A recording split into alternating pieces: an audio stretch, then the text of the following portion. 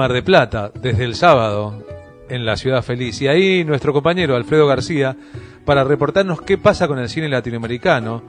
Hoy tenemos la oportunidad de conocer la película de Fernando Lavanderos, Las cosas como son, de la competencia latinoamericana, y la película de Luis y Andrés Rodríguez, de Venezuela, del panorama latinoamericano, llamado Brechas en el Silencio. Alfredo, buenas noches, adelante desde el Mar de Plata. Carlos, y así estamos, y es exactamente eso lo que hoy vamos a tener. Que tenemos el gustazo que nos acompaña, como vos dijiste, Fernando Lavanderos y también el Luis y Andrés Rodríguez, que nos trajeron el panorama latinoamericano, Brechas en el Silencio.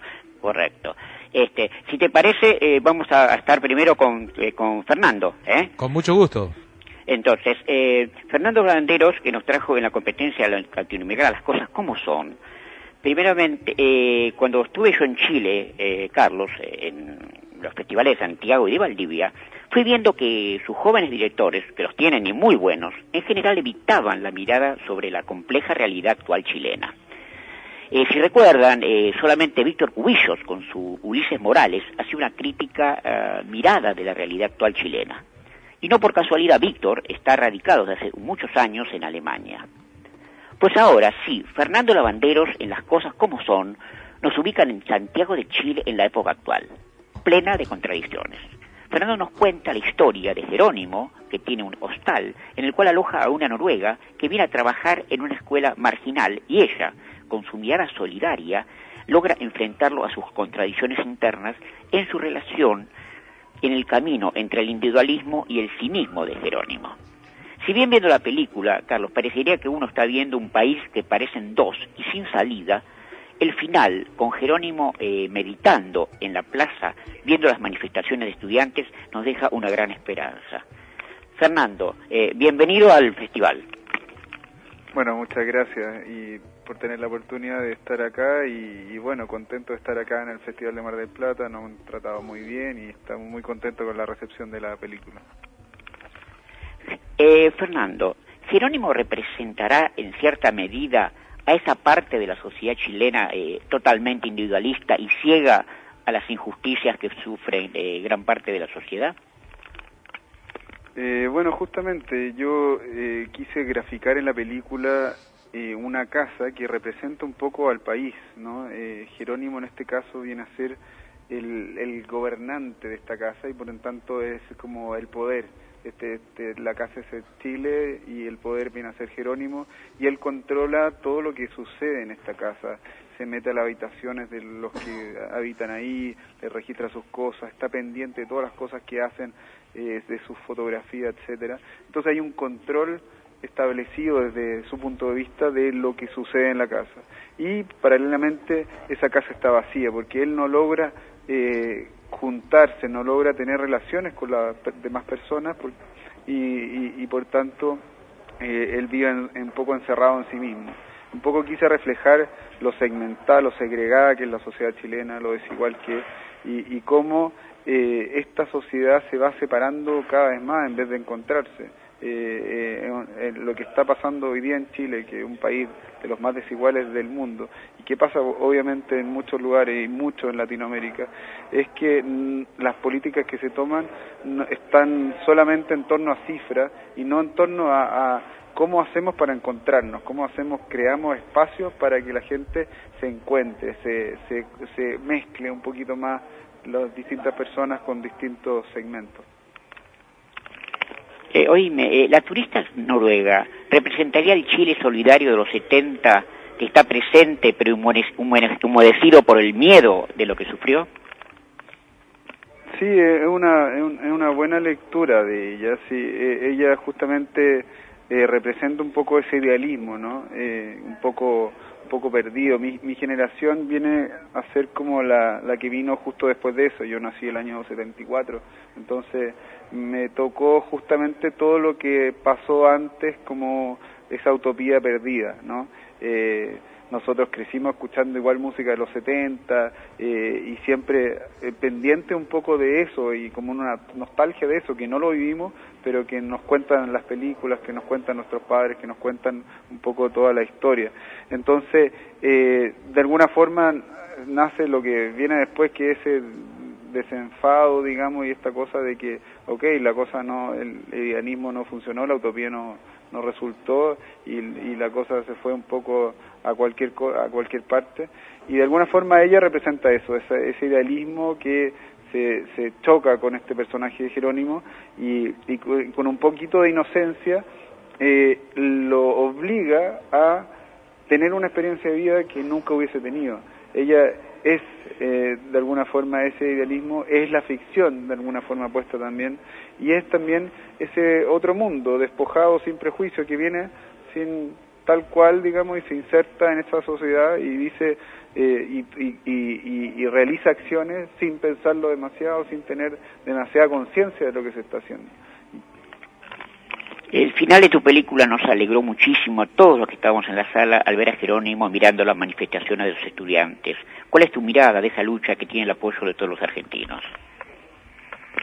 Bueno, yo creo que esa lucha es central, o sea, cuando yo estoy hablando ahora de una sociedad segregada, que es la chilena, y de una desigualdad tremenda, también lo más representativo de esa segregación es la educación.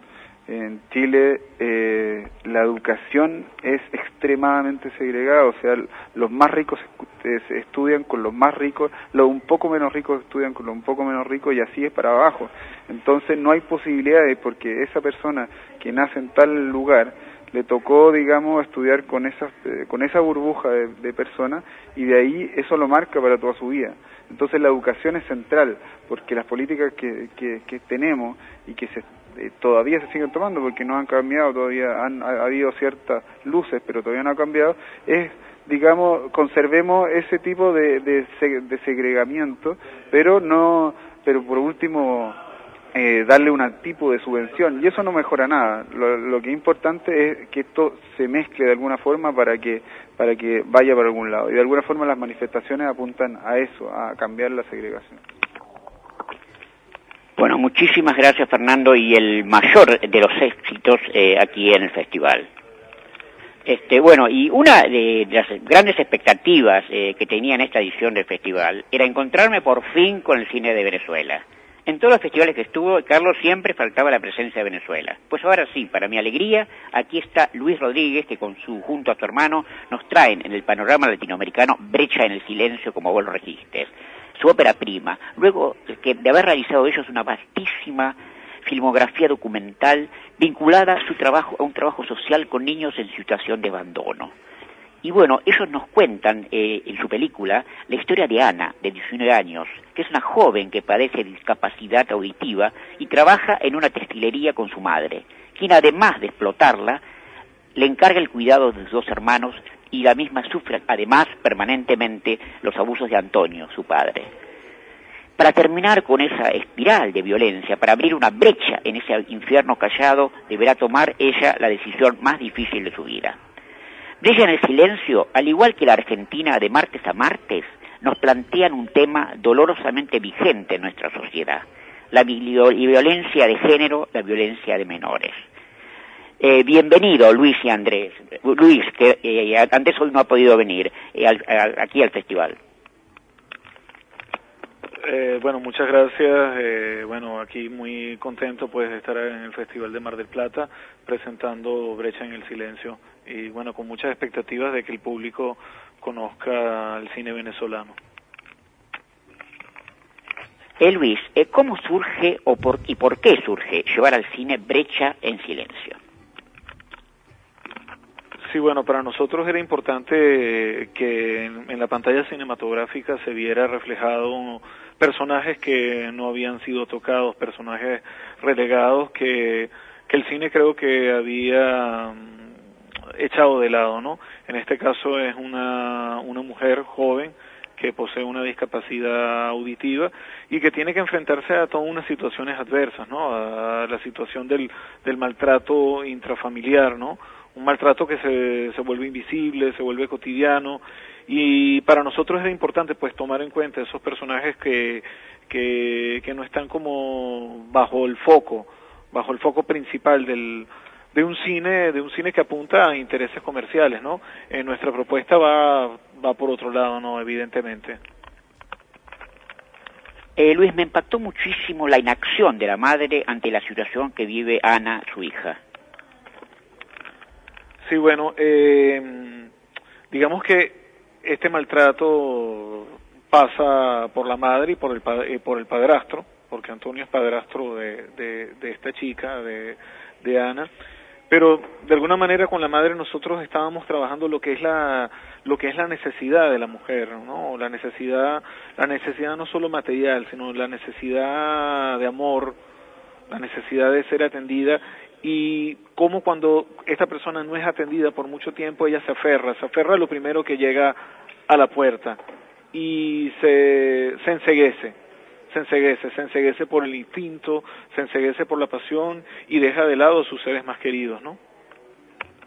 La película nos plantea el tema de la inclusión, que es un tema totalmente ausente hasta hoy en el cine venezolano. ¿Nos puedes ampliar esto?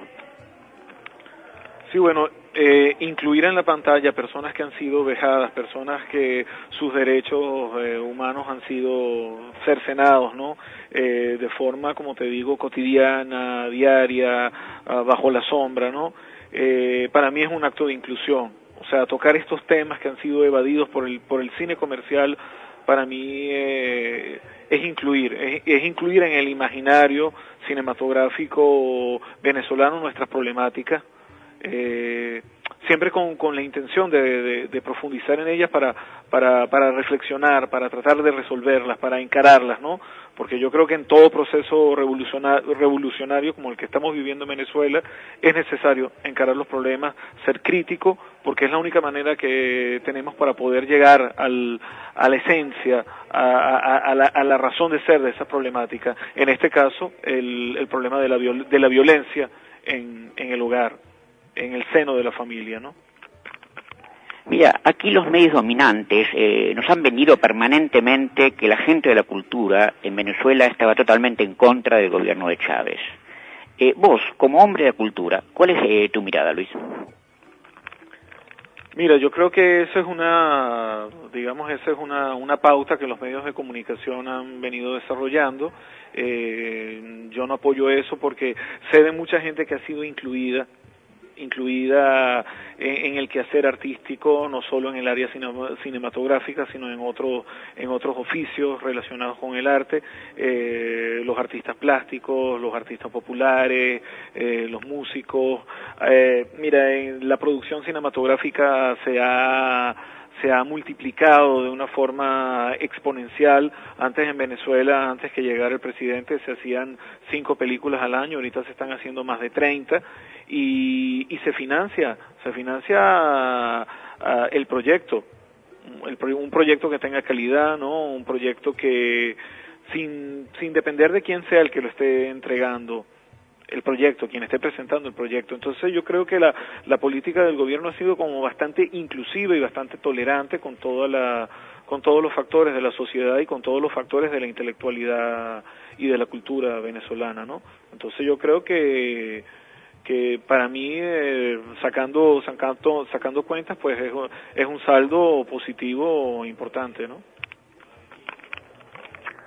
Bueno, Luis, contentísimos que estés acá y esperamos que el año que viene vengan más películas de Venezuela. Gracias. Bueno, Carlos, me estoy despidiendo de ustedes y bueno, será hasta el viernes. Un abrazo. Bien, Alfredo, gracias. Alfredo García, en vivo desde Mar del Plata, del Hotel Provincial, la sede principal del Festival Internacional de Cine, charlando para nosotros con Fernando Lavanderos de Chile, presentó en la competencia latinoamericana Las Cosas Como Son, y con uno de los hermanos Rodríguez, Luis y Andrés Rodríguez de Venezuela, presentaron en el panorama latinoamericano Brechas en el Silencio.